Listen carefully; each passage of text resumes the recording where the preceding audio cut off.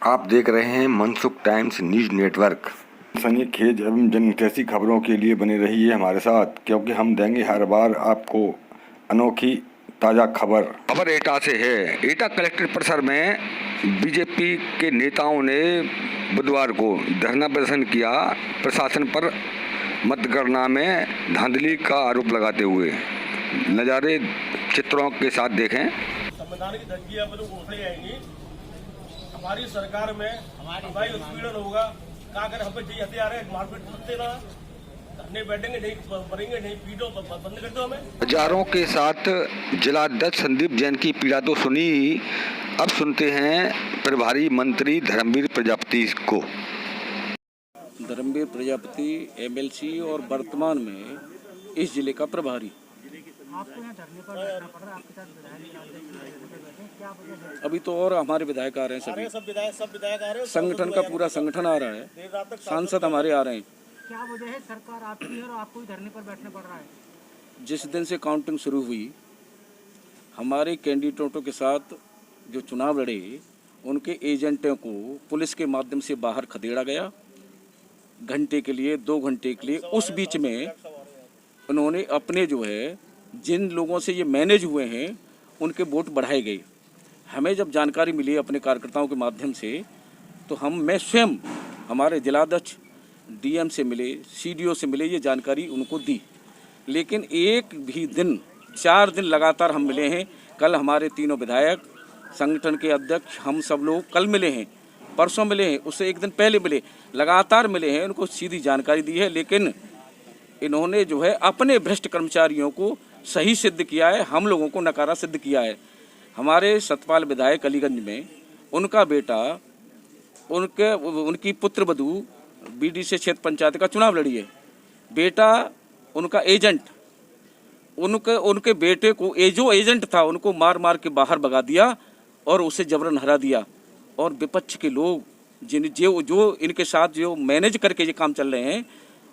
सुना आपने धर्मवीर प्रजापति जी किस तरीके से मतगणना में धांधली का जिला प्रशासन पर आरोप लगा रहे हैं। अब अगली कड़ी में इस धरने को किस तरीके से मोड़ दे रहे हैं एटा के समाजसेवी मेधावृत शास्त्री जी, सुने। नमस्ते, मैं मेधावृत शास्त्री। कल शाम जब मुझे पता लगा कि भाजपा के दिग्गज नेता धरने पे बैठे हैं, विश्वास कीजिए मैं खुशी से चहक उठा। मेरी खुशी का कोई ठिकाना नहीं था। मुझे लगा चलो देर आए दुरुस्त आए।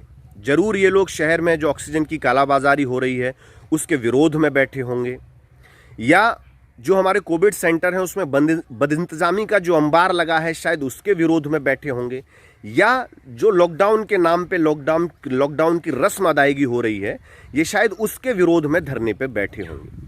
लेकिन मुझे जब पता लगा कि ये किसी एक अदद सीट की जीत या हार के लिए वहां बैठे हैं, और यदि वो उसमें उस सीट को जीत भी लेते हैं तो इनका जो राजनीतिक परिस्थिति है, जो राजनीतिक स्थिति है, उसमें कोई बड़ा बदलाव नहीं आना।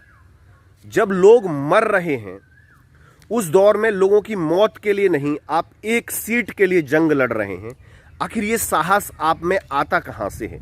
ये बहादुरी, ये दिलेरी आप में कहां से आती है? फिर मुझे लगता है कि जिनका आत्ममुग्ध अहंकारी मुखिया हो, मालिक हो, या कहें भगवान हो, जिसने महामारी के दौर में अपनी बंगाल जीतने की सनक में लोगों की लाशों पर पैर रख के रैलियों का आयोजन किया हो, उनके अनुयायी, उनके चेले शायद इससे बेहतर कुछ कर भी नहीं सकते थे।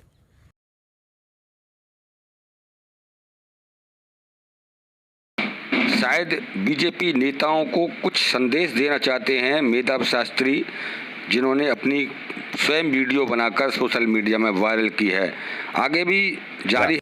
इतिहास के पन्नों में इसे कभी मिटाया नहीं जा सकता कि जब लोग ऑक्सीजन बेड की कमी से मर रहे थे शहर में, उस समय तुम सिर्फ एक सीट के लिए लड़ रहे थे, जिस सीट के जीतने से भी तुम्हारे राजनीतिक स्थिति में कहीं कोई बदलाव नहीं होना चाहिए था। बड़ा सुखद लगता, बहुत अच्छी अनुभूति होती यदि आप सारे के सारे इकट्ठे होकर ऐसे ही जंग लड़ रहे होते एटा की रेल के लिए। 70 वर्षों से यहाँ रेल विस्तार यदि नहीं हो सका तो सिर्फ इसलिए, चाहे पक्ष का नेता रहे हों या विपक्ष के, कभी संगठित होकर आप एक आवाज़ बनने की कोशिश नहीं करी। बहुत सुखद अनुभूति होती कि यदि सारे के सारे विपक्ष के नेता मिलके जब पूरा का पूरा एटा 4-4 घंटे जाम रहता था, एटा के बाईपास के लिए लड़ा होता। बहुत अच्छा लगता है। एटा की एकमात्र लाइब्रेरी है मेहता पार्क में, जो बदइंतजामी के उस दौर से गुजर रही है जिसकी कल्पना नहीं कर सकते, उसके लिए ये नेता लड़े होते। लेकिन मुझे आश्चर्य होता है कि आपने और हमने कैसे नमूनों को बैठा दिया है। जब इन्हें आपकी चिंता होनी चाहिए थी, जब आपके जीवन की चिंता होनी चाहिए थी, उस दौर में भी ये सिर्फ और सिर्फ सीटों के झंझट में फंसे हुए हैं। मेरा आप सबसे आग्रह है, कैसे कैसे नमूनों को प्रतिनिधि के रूप में हमने बैठा दिया है, कैसे कैसे लोगों को हमने वहां बैठा दिया जिसके ये कभी पात्र नहीं थे, और इन लोगों को वहां बैठाने का जो दुष्परिणाम है वो आप और हम भोग रहे हैं। मेरा आप सबसे आग्रह है, इन लोगों के इस व्यवहार को देखिए। चलो मानते हैं कि सत्ता पक्ष अपने ही दल के विरोध में आपकी मूलभूत जरूरतों के लिए नहीं बैठ सकता, लेकिन कहीं आपने महामारी के इस दौर में यह देखा कि विपक्ष प्रशासन के खिलाफ भी धरने पर बैठा हो? ये सब एक ही थाली के चट्टे बट्टे हैं। ऐसे लोगों का चयन मत कीजिए जो तुम्हारी मौत का अट्टहास करें, जो तुम्हारी मौत पर हंसें। ऐसे लोगों को ढूंढिए, ऐसे लोगों को देखिए जो तुम्हारे दुख और दर्द को अपना दुख और दर्द बना लें। नहीं तो ऐसे ही मरते रहोगे, ऐसे ही चीखते रहोगे, ऐसे ही चिल्लाते रहोगे, ऐसे ही अपने प्रियजनों को खोते रहोगे।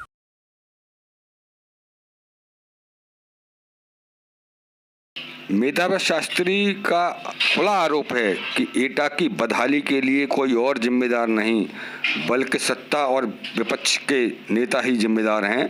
तो ये थी हमारी प्रमुख खबर। आगे भी बने रहिए हमारे साथ, क्योंकि हम देंगे आपको सनसनीखेज एवं जनहितैषी खबर। चैनल को शेयर करें, सहयोग करें। धन्यवाद।